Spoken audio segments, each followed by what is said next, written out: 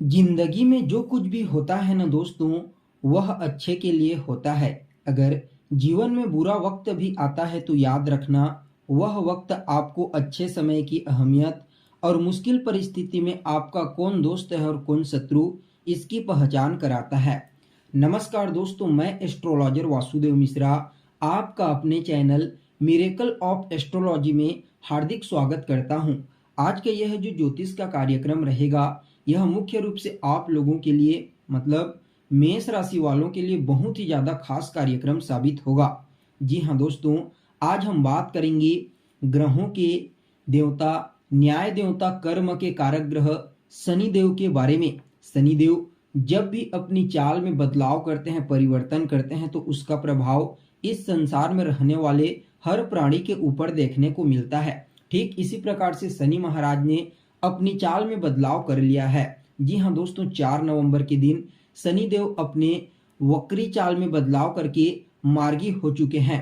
यहाँ पर एक प्लस पॉइंट यह रहेगा कि शनि देव अपने ही खुद की मूल त्रिकोण राशि यानी कि कुंभ राशि में मार्गी हुए हैं। तो ऐसे में दोस्तों, शनि देव कई मामलों में आपको प्रॉफिट भी इस समय पहुंचाएंगे। तो शनि देव के इस गोचर का, मार्गी चाल का प्रभाव आपके जीवन में किस प्रकार से रहने वाला है, किन किन क्षेत्रों में आपको शनिदेव लाभ देंगे, किन किन क्षेत्रों में आपको सावधानी बरतने की आवश्यकता है, हर एक जानकारी आपको बड़े विस्तार के साथ बताएंगे। क्योंकि शनिदेव को ज्योतिष शास्त्र में बेहद ही महत्वपूर्ण ग्रह माना जाता है। ज्योतिष शास्त्र के मुताबिक अगर किसी व्यक्ति की जन्म कुंडली में शनि महाराज मजबूत और बलवान अवस्था में होते हैं तो वह व्यक्ति अपने जीवन के हर क्षेत्र में सफलता प्राप्त करता है। वह व्यक्ति अपने कठिन परिश्रम से, अपने मेहनत से अपने जीवन को खुशहाल और आरामदायक बनाने में कामयाब होता है। इसके साथ ही दोस्तों, शनिदेव जब बलवान होते हैं तो व्यक्ति अपने जीवन में श्रेष्ठ कर्म करता है, हमेशा सत्य और न्याय की राह पर चलता है, कभी भी किसी के साथ गलत नहीं करता और न ही कोई दूसरा गलती कर रहा होता है तो उसे सहन कर पाता है। हमेशा आदमियों को, लोगों को, असहाय लोगों की सेवा करना ऐसे लोगों की मकसद होती है। इसके अलावा शनिदेव जब बलवान होते हैं, अच्छी अवस्था में होते हैं, तो व्यक्ति के अंदर समर्पण की भावना भी कूट कूट करके पाई जाती है। इसके अलावा दयालु तो होते ही हैं, साथ में मददगार होते हैं, सहायक होते हैं। लेकिन ठीक इसके विपरीत जब शनिदेव कमजोर हो जाते हैं, किसी भी प्रकार से पाप प्रभाव में आ जाते हैं, तो उस कंडीशन में सबसे पहले तो इंसान आलसी हो जाता है, आलस्य से घिर जाता है और अपने आलस्य स्वभाव के कारण अपने जीवन में न तो कोई कार्य ढंग से कर पाता है और न ही उसे अपने जीवन में कोई विशेष सफलता की प्राप्ति होती है। इसके अलावा शनिदेव को काल पुरुष की कुंडली में दुख का कारक यानी कि विषाद कहा गया है, काल का। तो इस दृष्टिकोण से देखा जाए तो शनिदेव जब भी कमजोर अवस्था में होते हैं तो व्यक्ति को जीवन के हर क्षेत्र में सिर्फ निराशा, दुख और असफलता ही हाथ लगती है। इसलिए हर व्यक्ति की कुंडली में शनिदेव का बलवान और बैलेंस होना बेहद ही जरूरी माना जाता है। तो दोस्तों देखिए, आप लोगों के लिए यानी कि मेष राशि वालों के लिए शनिदेव जो होते हैं वह आपकी गोचर कुंडली में 10वें और 11वें भाव के स्वामी बनते हैं और इस समय आपके 11वें भाव में ही वक्री से मार्गी चाल चलेंगे। तो ऐसे में 11वां स्थान किस चीज का होता है, तो 11वां स्थान होता है आपके प्रॉफिट का, आपकी जो डिजायर्स होते हैं, जो भी आपकी इच्छा होती है उस चीज का होता है। इसके अलावा रिश्तों में यह आपके बड़े भाई बहनों का प्रतिनिधित्व करता है। तो ऐसे में दोस्तों, शनिदेव का 11वें भाव में गोचर करना आपके जीवन में धन आने के सभी मार्गों को खोल देगा। इस समय आपको अपने कार्य क्षेत्र में विशेष सफलता की प्राप्ति होने वाली है। आपको अपने बड़े भाई बहनों का सहयोग मिलेगा।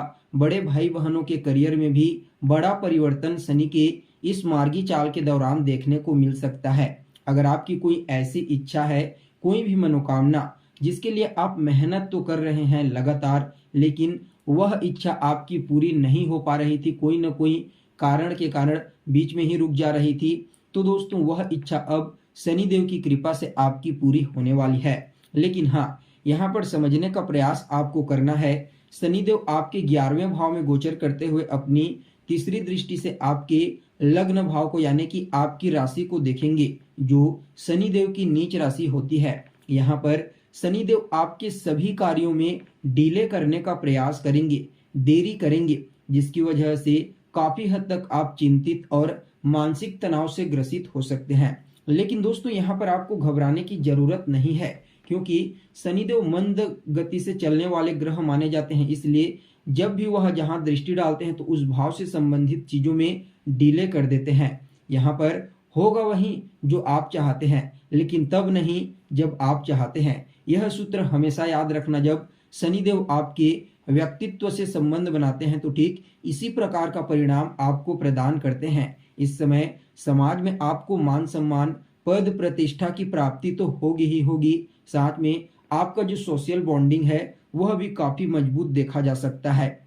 इसके अलावा दोस्तों शनिदेव आपके व्यक्तित्व को काफी ज्यादा प्रभावशाली बना देंगे। इस समय आपके अंदर न्याय और कर्म की भावना प्रचुर मात्रा में देखने को मिलेगी। इसके अलावा शनिदेव जो है ना वह अपनी सप्तम दृष्टि से आपके पंचम भाव को दृष्टिगोचर करेंगे। और पंचम भाव किस चीज का होता है? तो वह आपकी शिक्षा का होता है, आपकी संतान का होता है, आपकी लव लाइफ का होता है और कहीं ना कहीं आपके पूर्व के पुण्यों को भी बताता है।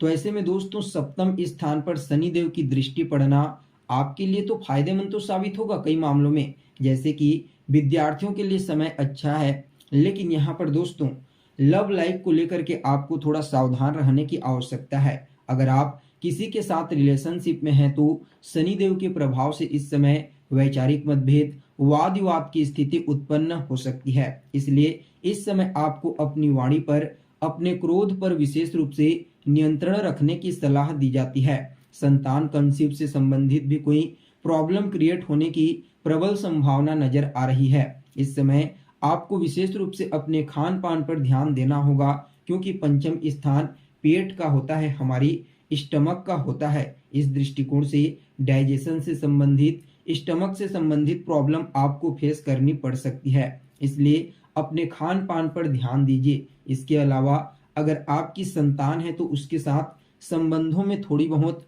मतभेदता उत्पन्न हो सकती है, वैचारिक मतभेद हो सकता है। इसका भी आपको इस समय विशेष रूप से ध्यान रखने की आवश्यकता है।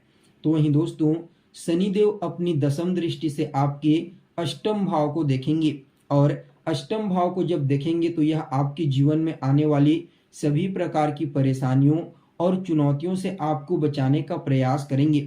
यहाँ पर गाड़ी चलाते समय आपको थोड़ी सावधानी बरतने की जरूरत है, लापरवाही बिल्कुल भी नहीं बरतनी है। हर चीज को धैर्यता के साथ करने का प्रयास करें। शनि का यह मार्गी चाल आपके लिए काफी हद तक अनुकूल साबित होगा, लेकिन अगर आप हड़बड़ी करते हैं, लापरवाही बरतते हैं तो इससे नुकसान आपको ही होगा। तो दोस्तों यह तो हो गई शनिदेव की मार्गी चाल का आपके जीवन पर प्रभाव। शनिदेव की इस मार्गी चाल को बेहतर बनाने के लिए रोजाना 108 बार ओम सम शनिश्चराय नमः इस मंत्र का जाप कीजिए। इसके अलावा आप हो सके तो शनिवार के दिन माता दुर्गा की आराधना कीजिए, आपके लिए अच्छा रहेगा यह गोचर काल। तो दोस्तों आज के लिए बस इतना ही। हम उम्मीद करते हैं आपको जानकारी अच्छी लगी होगी। फिर एक नए और ताजा एपिसोड में मुलाकात होगी। तब तक के लिए नमस्कार।